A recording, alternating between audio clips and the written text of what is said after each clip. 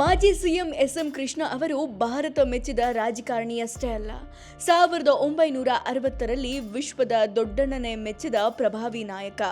ಅಮೆರಿಕಾದಲ್ಲೂ ತಮ್ಮ ಛಾಪು ಮೂಡಿಸಿದ ಘಟಾನುಘಟಿ ರಾಜಕಾರಣಿ. ಅಂದ್ರೆ 1960ರಲ್ಲಿ ನಡೆದ ಅಮೆರಿಕ ಅಧ್ಯಕ್ಷೀಯ ಚುನಾವಣೆಯಲ್ಲಿ ಜಾನ್ ಎಫ್ ಕೆನಡಿ ಅವರ ಪರ ಪ್ರಚಾರ ಮಾಡಿ ಗೆಲ್ಲಿಸಿದ್ರು, ಶಬ್ಬಾಸೆನಿಸಿಕೊಂಡಿದ್ರು.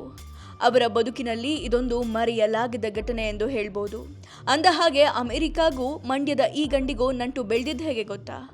ಮೈಸೂರಿನಲ್ಲಿ ತಮ್ಮ ಪ್ರಾಥಮಿಕ ಶಿಕ್ಷಣ ಪೂರೈಸಿದ ಎಸ್.ಎಂ. ಕೃಷ್ಣ ಅವರು ಬೆಂಗಳೂರಿನ ಸರ್ಕಾರಿ ಲಾ ಕಾಲೇಜಿನಿಂದ ಕಾನೂನು ಪದವಿ ಪಡೆದರು.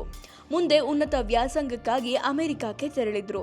ಅಮೆರಿಕದ ಟೆಕ್ಸಾಸ್ನ ಡಲ್ಲಾಸ್ನಲ್ಲಿರುವ ಸದರ್ನ್ ಮೆಥೋಡಿಸ್ಟ್ ಯೂನಿವರ್ಸಿಟಿ ಹಾಗೂ ರಾಜಧಾನಿ ವಾಷಿಂಗ್ಟನ್ ಡಿಸಿಯಲ್ಲಿರುವ ಜಾರ್ಜ್ ವಾಷಿಂಗ್ಟನ್ ಯೂನಿವರ್ಸಿಟಿಯಲ್ಲಿ ಉನ್ನತ ವ್ಯಾಸಂಗ ಕೈಗೊಂಡ್ರು. ಆ ಸಂದರ್ಭದಲ್ಲೇ ಎಸ್.ಎಂ. ಕೃಷ್ಣ ಅವರಿಗೆ ರಾಜಕೀಯದತ್ತ ಒಲವು ಆರಂಭವಾಗಿತ್ತು.